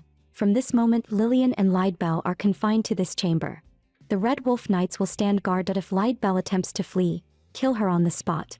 The Red Wolf Knights immediately drop to one knee, shouting in unison, "Yes, your majesty." We'll guard them tightly, nothing, not even a mosquito, will get out. After that incident, the fake Princess Lillian completely lost the king's affection. The days of being his spoiled darling were over. Her shine had faded to dust. Meanwhile, the real Princess Babia had snuck out of the palace. And the first thing she did after escaping, naturally, find food. Her eyes sparkled as she looked at the table full of delicious dishes. Beside her, Bear Bao couldn't stop drooling, flailing his tiny arms. "I want to eat too." Babia quickly covered his mouth and whispered, "Shh, you forgot you're supposed to be a toy. If anyone hears you talking, we're done for." A waiter walked over with a smile. "Monsieur Teddy Bear has fallen onto the plate." "It's fine," Babia said awkwardly. "Just leave it there." In truth, Bear Bao had deliberately fallen onto the plate so he could sneak a bite of the food up close. Babia laughed, taking a spoonful for herself. Not bad at all. In no time the entire table was wiped clean. Rubbing her full stomach, Babia sighed contentedly. So good. The palace food might be fancy, but eating like this feels way more relaxing. What she didn't expect was for Jenkinson to calmly say, "All right, time to pay." Babia froze and glared at him. "Excuse me. You're the adult here. How can you make me pay for lunch?" Then came the awkward part. Jenkinson spread his hands helplessly. "I didn't bring any money. I usually don't need it." Babia froze, completely dumbfounded. She had always assumed Jenkinson was some rich young noble. Turns out he was broke. Meanwhile, Jenkinson looked perfectly calm, since he thought Babia, being a princess, must have money. But neither of them had a single coin. Babia glared at them both. "What are you looking at me for? Do I look like I hide gold in my stomach?" Jenkinson turned his gaze toward Bear Bao, rubbing his chin thoughtfully. "All right then, we'll just pawn something." He pulled out a glowing bracelet from his pocket. Babia leaned closer, curious. "You're gonna pawn that? Is it expensive?" "No idea," Jenkinson admitted. "Someone gave it to me. I don't even know what it's made of." Babia sighed. "That's a gift. You can't just pawn it. And if it's not worth enough, the owner's gonna be even angrier." Babia suddenly stood up, whispering, "Forget it. Let's just run for it. We'll figure out how to pay later." Without another word, she grabbed Bear Bao and dashed out the door. Jenkinson hesitated for a moment, then sighed and left the bracelet behind on the table. Moments later, the restaurant owner returned to find the table empty and roared, "What the?" They ran off without paying. As she ran, Babia gritted her teeth. "A princess like me reduced to dining and dashing. This is beyond embarrassing." Suddenly, the owner's furious shout echoed behind them. "Hey, stop right there." Babia's eyes widened. "Oh no, he's chasing us." Chaos erupted in the streets. Babia and Jenkinson sprinted ahead while the furious owner chased after them. It was like a full-on royal meal escape. Gasping for breath, Babia shouted, "Aren't you a magician? Cast something like a flash spell or something to help us escape." Jenkinson smacked his forehead. "Right, I do no magic." Babia nearly tripped from rage. "You idiot. You're only remembering that now." Just then, a squad of royal guards appeared in the distance. The restaurant owner shouted frantically, "Guards, stop those two, they didn't pay for their meal." Babia gasped, "Oh no. The guards are coming, we're doomed." But to her surprise, the soldiers rushed straight past them, yelling, "Out of the way, we're searching for the missing princess." Babia blinked, confused. "Wait, what? I just left home for a while and now Lillian's missing. What is she up to this time?" Before she could think further, the breathless restaurant owner caught up. "Finally, I've got you now." Babia quickly ducked behind Jenkinson. "Please let me explain." The owner raised the bracelet Jenkinson had left behind. "I thought you were just freeloaders, but you actually left this behind. This bracelet is made from rare metal. It's worth a fortune. You could eat at my place for a lifetime with this. I can't accept it." Jenkinson chuckled. "Keep it, your food was really that good." The owner shook his head. "No meal is worth that much. Please take it back." "We're the ones who caused trouble," Jenkinson said kindly. "Consider it compensation for making you chase after us." "Are you serious? I can really keep it?" "Yes," Jenkinson nodded with a smile. "And we'll definitely come back for more someday." The owner left, grinning ear to ear. I'll be waiting, with the best food ready for you. As soon as he was gone, Jenkinson sighed regretfully. So, that bracelet was actually that valuable. Guess I just gave away a fortune. He scratched his head, muttering that was a gift from my brother too. What kind of idiot gives someone something that expensive? Babia tugged gently on Jenkinson's sleeve, worry flashing across her face. That bracelet, it looked pretty valuable. Are you sure it's okay to just give it away?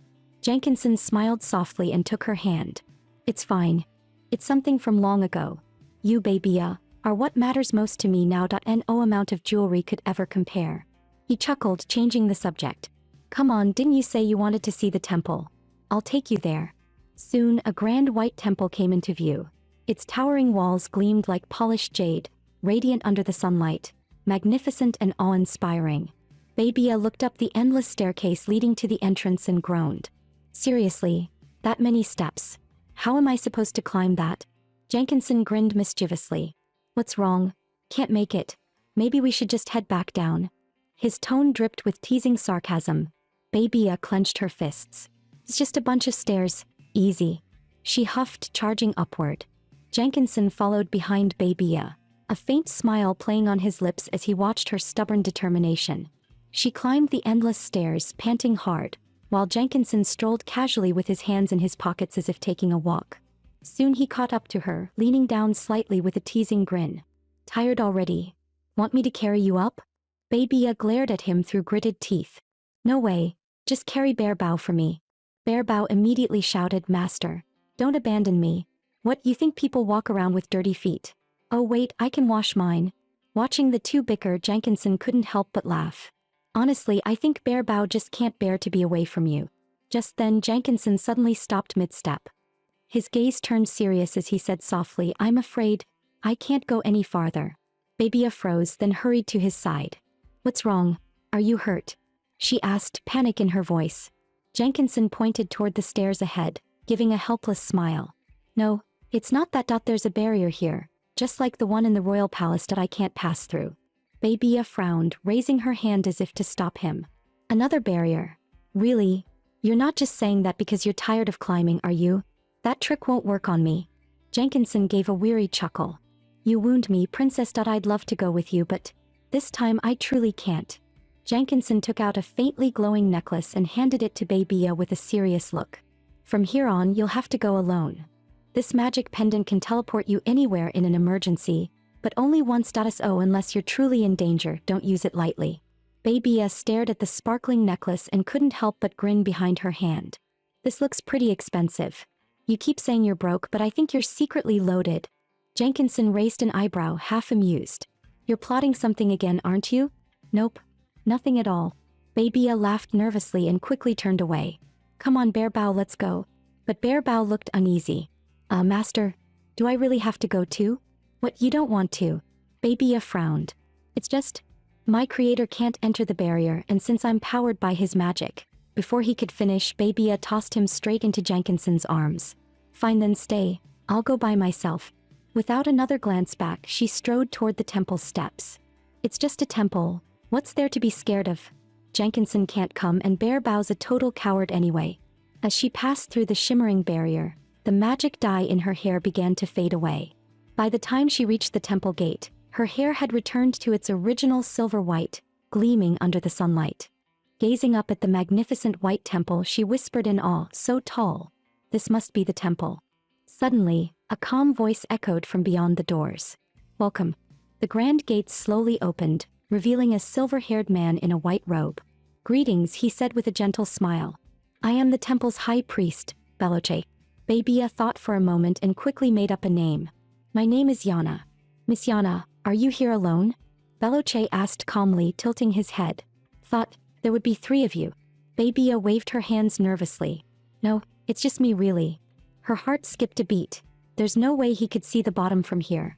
How did he know there were others? And now that she looked closer, he actually resembled the Emperor. Especially that icy, detached aura that made her shiver. Beloche caught her unease but merely smiled. Perhaps I was mistaken. Please come in. Babia walked along the crimson carpet, her steps echoing in the silent hall. It's so quiet here, she murmured. Doesn't anyone come to pray? The divine has no need for formal prayers, Beloche replied gently. Only a sincere heart matters. So, are there no other priests here? She asked curiously. One is enough, he said with a faint smile. Only one needs to speak with the gods. But what about cleaning? Cooking? A place this tall must be terrible for grocery shopping. I require no food, no worldly needs, Beloche said serenely. I dwell with the divine. That is all I need. Hearing that, Babia muttered inwardly, wow. He's even more full of himself than Jenkinson. At least Jenkinson's seen a market before. At that moment, Beloche spoke again, his calm voice echoing through the marble hall. You've come a long way. Did I assume you seek something important? Babia took a steady breath, her tone turning firm. I want to know about the divine realm. Beloche smiled faintly, a trace of mystery in his eyes. The divine realm, he murmured. So, the princess has endured countless trials just to reach this temple, and to ask me about the sacrifice. With that, he turned away, walking deeper into the hall, his steps crisp and measured. Babia hurried after him, her voice rising. Hey, are you gonna tell me or not? Give me a straight answer. She chased him through the corridor until they arrived before a massive statue. Is that the god? She whispered, gazing up at the towering figure. Beloche stopped and lifted his gaze to the statue. He is the one who governs all life, he said softly. But there's no need to crane your neck, his face cannot be seen here. Well, you could have said that earlier, Babia muttered, rubbing her sore neck. Now I can't even feel my shoulders. Taking another breath, she asked again, so, can you finally tell me what the divine realm really is? It's no secret, Beloche replied calmly. Almost everyone in the kingdom knows. Why come all the way here to ask me? Babia gave an awkward smile. Because everyone knows I was too embarrassed to ask. People would laugh at me. In truth, she was the only one left in the dark. The entire kingdom had hidden the truth from her, the girl chosen as the sacrificial candidate. Beloche nodded solemnly. The divine realm is simple. It is the sealed world created to punish those who stole divine power. Only by offering the girl who inherits the greatest godly power, before she comes of age, can the rest of humanity continue to exist. Hearing those words, Babia thought to herself, the ones who stole divine power. That must mean the royal family. And the girl who inherits the greatest divine power. Could that be Lillian? Jenkinson said I have no magical talent, yet I'm the real daughter of the king. How could I have none while Lillian does? When the high priest took the chosen girl, didn't he notice something strange? Even Jenkinson could see it. How could a priest not? She looked around carefully. This was indeed the same temple described in the book. The entire kingdom worshipped one god, the ancient deity Abutage. Yet the temple stood eerily empty. In the story, after Lillian returned from the temple, the emperor and his knights came to investigate. But by then the temple was abandoned, desolate, as if it had never been alive. And now, it already felt that way. Lost in thought, Babia suddenly flinched when Beloche's voice cut through the silence. Are you all right? He asked gently. I'm fine, I'm fine. Babia waved her hands quickly. Thank you for explaining everything, I'll be going now. She gave a polite bow, then hurried toward the exit. But as she reached the door, Beloche's calm, echoing words stopped her in her tracks. If you never try to change, then nothing will ever change. If you truly wish to avoid repeating the same fate. What did you just say? Babia turned sharply, eyes wide. Beloche smiled faintly. Nothing. Merely talking to myself. Beloche slowly closed the great doors of the temple, the echo of stone grinding against stone rumbling through the hall. Babia lifted her gown slightly and offered a final bow to the priest. Then she turned and hurried out, almost breaking into a run. Down the mountain, Jenkinson and Barry were anxiously waiting. The moment Babia appeared, Jenkinson stepped forward to ask, but she grabbed his arm and bolted without a word. Right now, only one thought filled her mind. Run. Run as fast as possible. She didn't stop until she reached the crowded marketplace, gasping for breath. We should be safe now. Jenkinson frowned in confusion. Babia, what happened? That priest, Beloche, she said, her face tense. He was strange that he never saw you, but somehow knew I wasn't alone. He knew about me. Jenkinson's eyes widened in disbelief. That's impossible. Suddenly, Barry raised her little paws and called out, Master. Babia snapped, what now? Master doesn't want me anymore? Barry whimpered. When I didn't go with you, the creator scolded me. Her glass eyes shimmered with tears. Babia huffed. So you only come crying after being scolded? Useless. I should return you. Wah. I'm sorry. I'll never do it again. Barry sobbed pitifully. Babia sighed and shook her head. Fine, I'll forgive you this time. At once, Barry squealed with joy and launched herself at Babia's face, hugging and rubbing against her with giddy excitement. Jenkinson rubbed his chin thoughtfully. We should probably head back. What you said makes me uneasy, and we still don't know how far that priest's perception reaches. Babia peeled Barry off her face and frowned. Head back. Back where exactly? Jenkinson scratched his head, looking a bit embarrassed. Well, to the palace, of course. What? Babia pouted, cheeks puffed in protest. Didn't you say you'd show me your home? What's this? Changing your mind already? Or do you have some dark secret you're hiding there? With a helpless sigh, Jenkinson finally reached out and took Babia's hand. All right. You win that I'll take you to my place. Meanwhile, back in the royal palace, tension filled the air. The king slammed his palm on the table, his voice echoing through the hall. How is there still no word? Is finding one child really that difficult? Did you even distribute her portrait as I ordered? The steward bowed low, trembling. Why, your majesty? Princess Babia's portrait has not yet been completed. What? The king's face darkened, his fist striking the table. Every royal has a portrait. She's been in the palace for days. How could there not be one? It's all because of that fake assassination plot. I was deceived by Lillian's trick, and that's when Babia escaped. Suddenly, the crown prince burst through the doors, his voice tense. Father, how is it going? Have you found Babia yet? The king's expression darkened instantly. Fury welled up in his eyes. How is it going? That's all you can say. Your sister is missing and you don't even look concerned. The prince lowered his head in silence, thoughts running cold. That it's always the same. That if I show worry, he says I'm panicking. That if I stay calm, he says I don't care. The king slammed his hand on the table and rose sharply. Enough waiting. I'll search for her myself. As he strode past the prince, the young man finally spoke, his tone steady but laced with bitterness. You only start to care now. Don't you think that's laughable? What did you say? The king turned back sharply, eyes blazing. She's been in the palace for so long, yet you acted like she didn't exist, the prince said coldly. Now suddenly you're desperate to find her? He met his father's glare without flinching. Your so-called concern is only because she reminds you of your younger self. If that's all your love amounts to, then keep it to yourself. You don't love her, father. You only love your reflection. The king's jaw tightened, voice trembling with anger. What did you just say? Are you accusing me? You're the almighty emperor, father. How could I dare to accuse you? The prince's tone was calm, but his eyes carried a quiet ache. I just don't want Babia to end up like me. If she's managed to escape from you, then let her go. If you don't loosen your grip, the only one who'll be hurt is her. The king trembled with rage, his hands tightening on the edge of the table. Like you? Are you saying you're a victim? That I wronged you? The prince clutched his chest, his voice cracking. How could I ever call myself a victim? I was the one who hurt Mother. Who made you lose the woman you loved and made Gino lose his mother. He raised his head, eyes filled with guilt and defiance. I was the one who caused it all, and that's what you think too, isn't it? The king turned away sharply, his tone cold. I never blamed you. Didn't I keep you by my side all these years?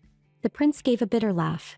If you truly want to care for her, then do it with sincerity. Otherwise, one day there'll be no one left willing to stay by your side. The king clenched his fists, teeth grinding as he swallowed his anger. Meanwhile, Babia followed Jenkinson to what he called his home. Here we are, he said with a grin, spreading his arms wide. Welcome to my place. Babia blinked at the open field before her. Nothing but grass and wind. Are you kidding me? She groaned. No roof, no floor, and you call this a house? I'm not lying, Jenkinson said. This really is my home. I've lived here for a long time. Babia frowned. You don't look like someone who camps outside. A normal person would have a roof at least. Jenkinson patted her head. What if I'm not human? You're scaring me again, she said, hitting him lightly. Tell me the truth. Who are you? You already know, he said calmly. I'm Jenkinson. Don't lie to me, she argued. That name, I gave it to you. He smiled. That's the strange part. The name you gave me happens to be my real one. Maybe it's because you're not from this timeline. You sensed it. Babia's eyes widened, completely stunned. Her mind felt struck by lightning, yet she forced herself to act calm. Time, sixth sense. I don't get it. What are you talking about? Jenkinson smiled slightly. Don't panic, Babia. Or rather, the one inside her body. The real Babia's soul shattered long ago. Her fragment summoned you here. Babia's tone turned sharp. The past. What happened before? This world once collapsed, Jenkinson said quietly. Time was reversed. Everything is repeating. So you knew from the start that I'm not from this world? Jenkinson nodded. Yes. Babia lowered her gaze, her voice soft. So, you always knew I wasn't really her. No, you are Babia, Jenkinson said firmly. When the world returned to its origin, her soul didn't come back. She vanished completely. But now you're here. You are the only Babia that exists. Then tell me, she asked quietly, how can I survive until the end? I don't know, he admitted. That answer is something you have to find yourself. She pouted. You always say that. When it comes to the important part, suddenly you don't know. And you call this empty field your home. How reliable are you really? Jenkinson bent down, picking a small flower. This truly is my home, because it's filled with my memories. He looked up and said softly, you should go back, he'll be worried about you. Babia frowned. She didn't want to return to the palace. Jenkinson gently placed his hand on her head. They say pain can only be healed by another kind of pain, he murmured. I believe you can do it, Babia. What do you mean? Babia asked, puzzled. Jenkinson looked at her softly. You'll understand one day. You must have seen the real Babia before, she said. What kind of person was she? A sad one, he replied. She lived watching everyone's mood, afraid of being hated, afraid of being abandoned. She was pitiful. Babia sighed. I've read her story that I always hated the king for what he did. I didn't know her very soul was gone. Jenkinson smiled. But you're different. The Babia now shines, like a star in the dark. Are you complimenting me? She asked shyly. When he nodded, she blushed. Thanks, though that was kinda cheesy. Come on, little princess, he chuckled. Go home, your father's probably worried sick. Babia hugged Bearbao tightly. Alright, I'm going. Next time we meet, I'll find out who you really are. Jenkinson watched her leave with a faint smile, saying nothing at all. Inside the palace, servants and maids were searching everywhere for Babia. Hiding behind a tree, she whispered, so many people looking for me. How am I supposed to sneak back in now? Suddenly, a hand tapped her shoulder. He jumped in shock. What are you doing here? It was Jenkinson.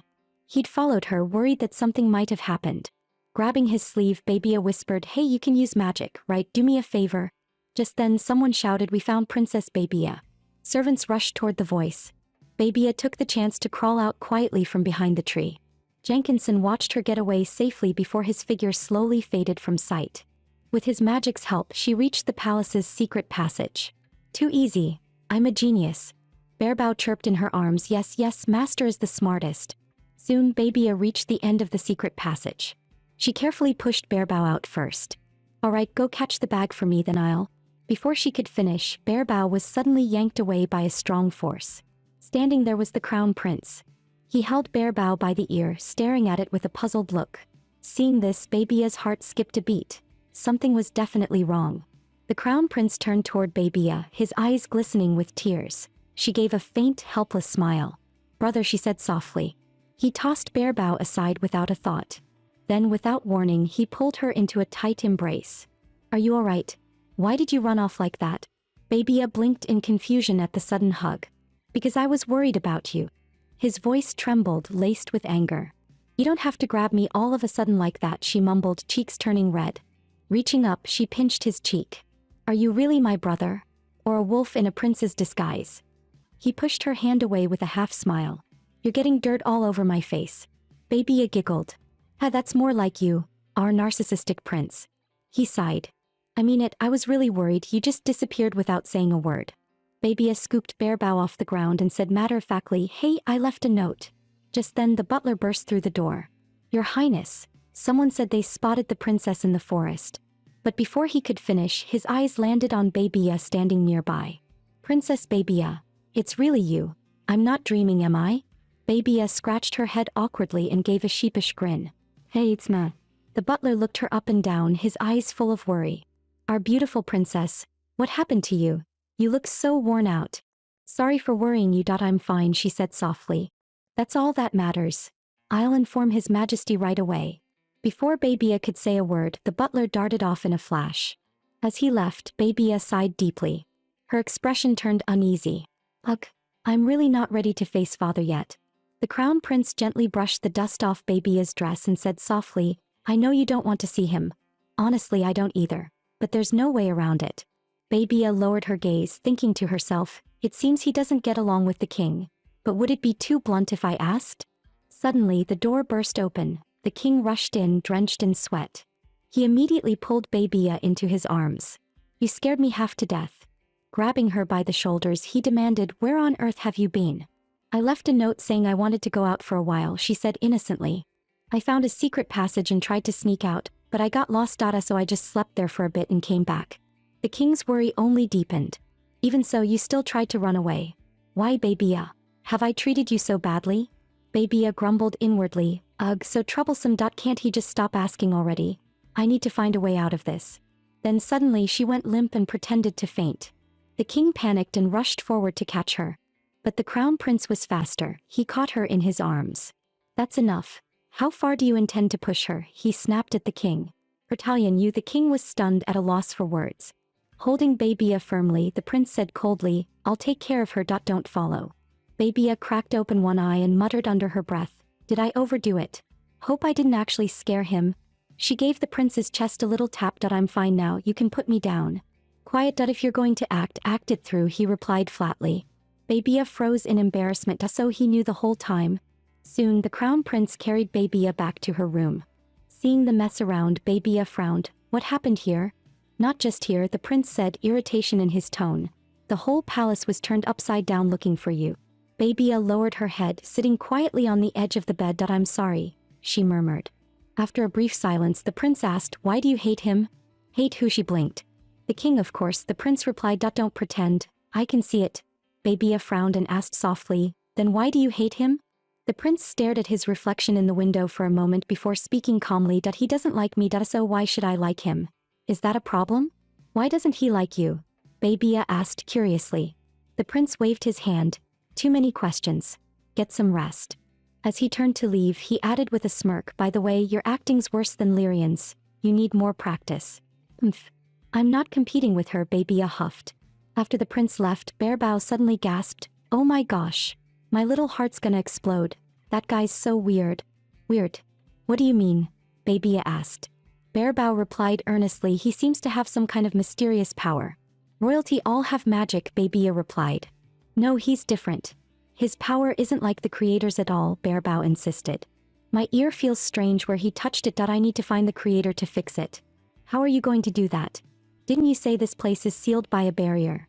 Babia asked, worried. But the next second, Bearbao shot out like a flash. Babia quickly reached out to grab it. It's too high. Be careful, she shouted nervously. Then she placed Bearbao into a basket. Don't move, I'll lower you down. Soon Bearbao landed safely. Thank you, master. I'll come back once I'm fixed. With that, Bearbao dashed away in a blur. Suddenly, the sound of a door opening came from behind Babia. He quickly turned around and froze in shock. The king entered, followed by a crowd of attendants. Lightbell rushed forward, hugging Babia tightly. Princess, you're awake? Thank goodness. The king approached with concern. Babia, how do you feel? I've brought some physicians to give you a full examination. Hearing that, Babia's heart skipped a beat. Oh no, so many doctors. My fake illness is going to be exposed. The royal physicians surrounded Babia, asking about her condition, but after a thorough check, they found nothing unusual. Babia grew increasingly nervous that if I keep pretending, they'll definitely find out. The king's expression darkened. So, you found nothing? Are you all useless? One physician leaned close to the king's ear, whispering something quietly. The king nodded and waved his hand. The physicians quickly withdrew. The doctor told me, the king said calmly, that your condition may be because your power hasn't awakened yet. Awakened power? Babia repeated in confusion. Yes. Royal children are born with power. You may not understand now, but it's part of our royal duty. But I don't have any power, Babia said softly, lowering her head. If I never awaken it, will you stop wanting me? Will I be cast out of the palace? The king froze, visibly flustered by her words. If that's what it takes to be acknowledged, then I'd rather have no such power, Babia said quietly, turning toward the door. The king quickly said, no, you misunderstand me. Even if you never awaken your power, you are still my daughter. I would never send you away. Babia smiled faintly. Fine, you said it. When you find out I don't have that power, don't you dare take it back. After returning to her chamber, Babia asked Elizabeth to prepare her bath. Soon she was soaking in warm water, a relaxed smile on her face. The maid stood silently beside her. Babia noticed and asked, Elizabeth, are you all right? The next moment the maid suddenly hugged her tightly, crying, "Did I do something wrong? You even snuck out without telling me. That dark tunnel must have been so scary. It's all my fault." Lizabeth began sobbing uncontrollably. Babia gently consoled her. "Lizabeth, your clothes are soaked. Don't cry, it's my fault this time. I made you worry." She patted the maid's back softly. "It's not your fault. I won't do it again. Please forgive me, okay?" Lizabeth was moved even more and hugged Babia again. Babia thought to herself, "If I had taken you with me that day, father would have vented all his anger on you." Then she suddenly asked, "By the way, I heard something happened to Lillian." Lizabeth wiped her tears and nodded. "Yes, something serious happened." Babia learned from Lizabeth that an assassin had appeared near Princess Lillian. But she had already seen through it. That assassin must have been arranged by Lillian herself. Lizabeth gasped. "How did you know?" "It caused quite a stir. Princess Lillian's been confined and His Majesty is furious." Babia smiled faintly. I'd say that's karma. For both of them." The next day the steward gently took Babia's hand. "I know you don't really like His Majesty, but please try to understand his intentions." Babia thought to herself, "Really? Making me study the very next day. Might as well confine me too so I can get some peace." Soon she arrived at the study room where a stack of papers caught her attention. "These are recommendations based on your recent studies," said the steward. Babia looked at the king. His eyes flickered with unease. "I didn't expect him to be this serious," she thought. "Did your Majesty prepare these personally for me?" she asked. "Yes. Is there a problem?" The king replied, clearly nervous. "Thank you, Your Majesty," Babia said with a polite smile. Just then a guard burst into the room. "Your Majesty, Princess Lillian has fainted." The king responded coldly, "What's wrong this time? A headache? A stomachache?" Ever since her lessons started she hasn't had a single normal day. Babia frowned slightly, saying nothing. The guard quickly explained, "It's serious this time. Her maid wasn't there so we found out late. There's even a wound on her forehead." The king remained indifferent. "Then call the royal physician. I'm busy. Don't bother me." Babia felt a chill inside. His tone was so cold, as if he'd never loved that girl at all. So this is what a king is like. She thought bitterly. You made her that way, then cast her aside. And one day you'll do the same to me. "Father," Babia said quietly. The king blinked in surprise. "Why so formal all of a sudden?" "You're my father, aren't you? What else should I call you?" "Father, please, go see her. You won't rest easy otherwise." "Impossible. I'm teaching you right now," the king replied flatly, clearly unwilling to visit Lillian. "What is this supposed to be? Are you trying to make a statement to me? Why do you always favor just one person? Don't you know how to prioritize?" Babia thought to herself, "Do you plan to spoil me the same way you did Lillian?" She stretched lazily. "I'm so tired. Let's end today's lesson here." The king quickly asked, "Is it because of Lillian that you're so tired?" "Of course not. I barely know her," Babia replied calmly. The maid, seeing how exhausted she looked, said softly, "Princess, shall we return and take a nap?" But Babia refused outright. The maid blinked in confusion. "But you just said you were tired, didn't you?" Babia smiled faintly. "That was then. Now I'm not tired anymore." So Lizabeth, got any ideas on where to go?" The maid thought for a moment, then her eyes lit up. "Princess, how about we visit the crown prince?" Babia immediately shook her head. "No, I don't want to see him. Or have anything to do with the royal family." The maid muttered softly, "Prince Altarian is actually kind of pitiful." Babia looked puzzled. "What are you talking about?" Nothing. If you don't want to see him, then let's just take a walk in the garden." With that she gently pushed Babia out of the room. The next day Babia was leisurely reading a book. "It's been so quiet lately. Finally, no one's bothering me. I'm almost not used to it." She turned the pages slowly, enjoying the rare peace. Just then her maid entered and said in a low voice, "Princess, I've learned more details about the assassin incident. It's been confirmed that both assassins were sent by Lied Bell. She was supposed to be exiled, but after His Majesty spoke with her privately, she was only confined." Babia fell into thought. She did something that awful and only got grounded. What did she say to the king? The maid leaned close and whispered, "Some are even guessing His Majesty might be entangled with her." Then she quickly waved her hands. "But that's just gossip. I don't really believe it." Babia's curiosity sparked. "So how is Lillian now? Did the king visit her afterward?" "He did," the maid replied. "This time her fainting was real, and His Majesty seems to have softened toward her." "Oh, she really fainted? I was hoping to see her face after that self-stage drama." Babia stood up and said cheerfully, "Lisabel, let's go visit Lillian." She flashed a bright grin. "But I should fix myself up first. Can't let it look like I'm going just to gloat. Half an hour later, Babia arrived at Lillian's room, smiling softly with a bouquet of fresh flowers in her hands. Seeing her, the maid hurried forward. Princess Babia, what brings you here? Babia didn't respond. She simply smiled, her expression filled with amusement. Seeing the maid trying to block her, Babia frowned impatiently. What? I can't go in? The maid, flustered by her insistence, said helplessly, Please wait a moment, Princess. I'll ask Lady Lillian first. But the moment the door opened, Babia slipped right inside. She knew perfectly well that the fake Princess Lillian would never allow her in. But so what? Today she was going in no matter what. Lillian's face changed instantly when she saw her. What are you doing here? Get out, she shouted. Babia ignored her completely, scanning her from head to toe. So the fainting and the bruise were real, huh? But honestly, you look fine. Eating even better than before, I see. Then Babia held out the flowers she'd brought. I came to visit you, and I even brought these. The next second, Lillian flung the bouquet aside.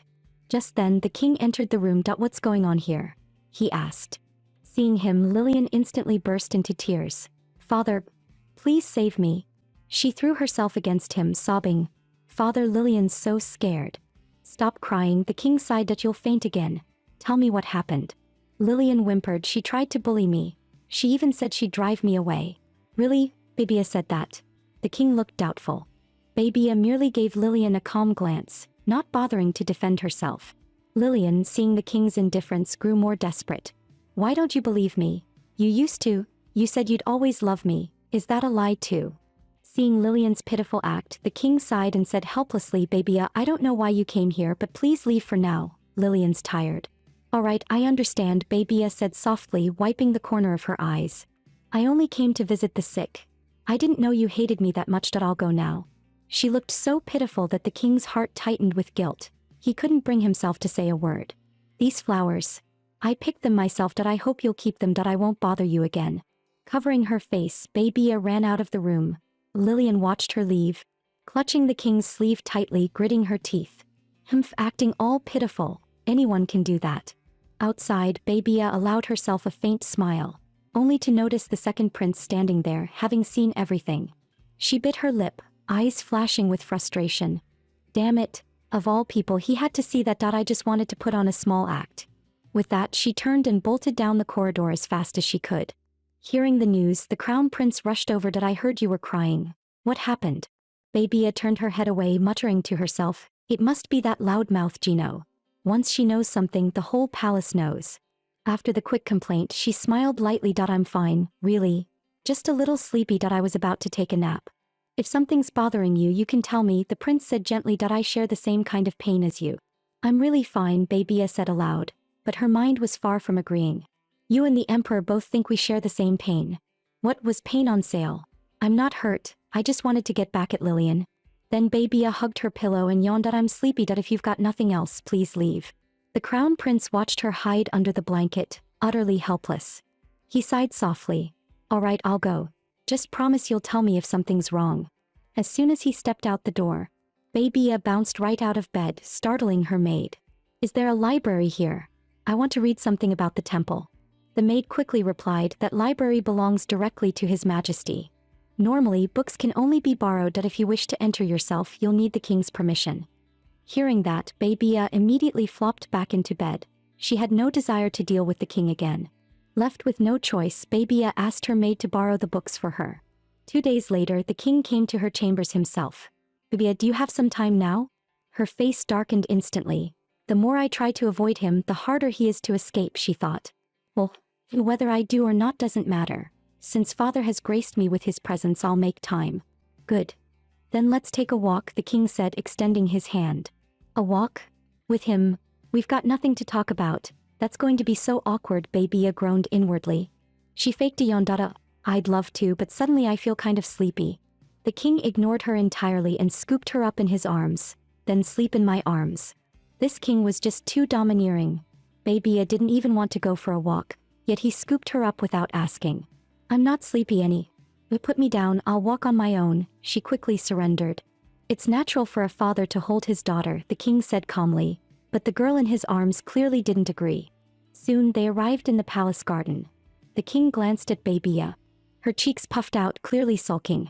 Then he suddenly spoke, "Baby, I've made up my mind that I don't want to keep doing things I'll regret. A few days ago, Altherian lashed out at me that I realized I need to do better. For both of you that I know you've been hurt that I'm not asking you to forgive me now, but at least know I'm trying." Baby sighed inwardly. What's he even talking about? No.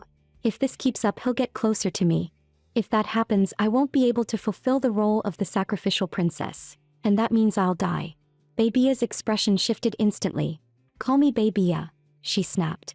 "Alright, Baby," the king sighed softly. "I understand why you feel this way. The wounded man I used to be felt the same. Even Altherian does. You don't understand anything." Baby shot back. "You don't even know what I want. You're only doing this to ease your own guilt." With that, she turned away sharply. "Seriously? Playing the doting father act now? If you'd shown this kind of love to the real Baby, none of this would have happened." But the next moment she ran straight into the second prince and Lillian. Why is father with her?" Lillian cried the moment she saw the king behind Baby. Baby's face darkened. "Great, here we go again. Another round of who does father love more." The king's expression hardened. "Lillian, what are you doing here? Didn't I order you to stay confined?" Lillian refused to back down, tears streaming down her face. "Didn't you say you'd keep loving me, father?" The king frowned. "Loving you doesn't mean I can't visit Baby. Don't be so unreasonable." His tone hardened as he pointed at her. "Go back. Without my permission, you're not to take a single step outside your room." The second prince quickly stepped forward, shielding Lillian. "It was me. I told her to come out." "Gino," the king said coldly, "even a prince must obey the king's command." "What's wrong with you?" Gino snapped, voice rising. "You locked up Lillian, and now you're spending time with her." Baby sighed inwardly as Gino pointed at her. "Here we go again. Somehow I'm always the problem." Watch your words," the king barked, pushing his hand down. "She's your sister." "My only sister is Lillian," Gino shouted, glaring. "Father, I hate you." "Lillian, let's go." The second prince stormed off with Lillian. "Go back now," the king called after them coldly, "or I'll have guards drag you back. You've defied my command and I'll see you punished as well." Ignoring Baby's protests, the king lifted her into his arms and walked away. Watching from afar, Gino and Lillian both clenched their teeth, their faces twisted with fury. Back in the palace, the king sat across from Baby and asked, "You still refuse to speak to me honestly?" Baby stayed silent, a bead of sweat sliding down her temple. "It's not that I don't want to talk. I just need to think fast about what to do next. I thought being cold and distant would make them hate me, that it'd help me keep my distance. But it's not working. Maybe I should do what the original Baby did, pretend to crave love. That might make them despise me instead." She clenched her fists. No other choice. I'll have to try acting like the Baby from the book." Baby's eyes welled with tears as she said softly, "I'm really sad. It feels like father doesn't love me that much." She wiped her tears with delicate fingers, adding, "I know that sounds selfish, but I just feel uneasy." The next moment the king abruptly stood up. "I understand," he said curtly. "I get what you're trying to say. I'll take my leave." Watching him walk away, Baby thought in delight, "Wait, did that actually work?" He was impossible to shake off. Just a moment. So this is the right approach. If I keep doing this, he'll definitely start to hate me." She clenched her fist and gave herself a tiny cheer. Just then, the maid stepped into the room, worry written all over her face. "Princess, did something happen?" His Majesty didn't look very pleased. He turned to look at Baby, only to find the princess grinning with excitement, her eyes sparkling with the thrill of a plan fulfilled. Baby ran over and high-fived her. "Everything's going to be fine. I finally found a way to stay alive." The next morning, the king once again invited Baby to dine with him. "He's calling me to eat again, but this time I'm not annoyed. I'll show everyone exactly how the great king comes to hate me." The thought alone made her grin in anticipation. When her gaze met Lillian's across the table, that hateful glare only made Baby feel more satisfied. "Don't look at me like that. I'm already doing my best to make him despise me." She clenched her fists under the table. "Just one final push. If I can make him reject me in front of everyone, I'll have one." Baby pointed at the food on the table, her eyes widening in a pitiful way. "I want that one, but it's too far. Father, could you help me get it?" she asked, her voice soft and sweet. The king froze for a moment at the word father, then visibly trembled with emotion. Baby quickly covered her mouth. "I'm sorry. Did I say something wrong? You don't like me calling you that, do you?" "Ugh, even I can't stand this tone. It's disgusting that he should be standing up and walking away right about now." But instead the king did something no one could have predicted. He stood up. Not to leave but to personally pick up the chicken leg and hand it to her. Wait, what? That's not how this is supposed to go. In the story the previous Babia got hated for doing this exact thing. And yet the king went further. He speared another piece of meat and offered it to her himself. Well, I'm the one who asked for it, that if I don't eat it'll look rude. Fine. Guess I'm the one being spoon-fed now. Meanwhile Lillian and the second prince sat frozen, their faces a wild mix of shock, envy and disbelief. The crown prince stared at the scene before him, forgetting to even lift the meat to his mouth.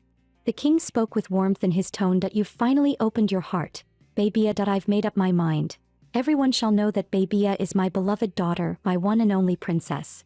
Lillian's eyes widened in disbelief, practically popping out of her head. Babia froze inside.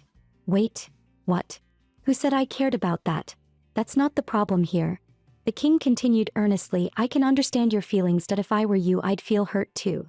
Babia covered her face, inwardly screaming, here we go again, he's talking to himself like always. I just wanted to keep things simple. And now, oh no, Lillian's about to cry again. This is not the scene I wanted. The king suddenly turned to Lillian, his words catching Babia completely off guard. Lillian, have you been bullying Babia again? Haven't, Lillian protested, her eyes filling with tears. The king's tone hardened, that you've been glaring at her this whole time. And the day she brought you flowers, you lied to me then too? Lillian, how long are you going to keep disappointing me? Babia quickly stepped forward, trying to defend her. Wait, she really didn't do anything today. The king looked back at her, his voice softening. Babia, you're not like her. Lillian has been speaking ill of you behind my back. I didn't realize how kind you truly were. I see it now, but too late.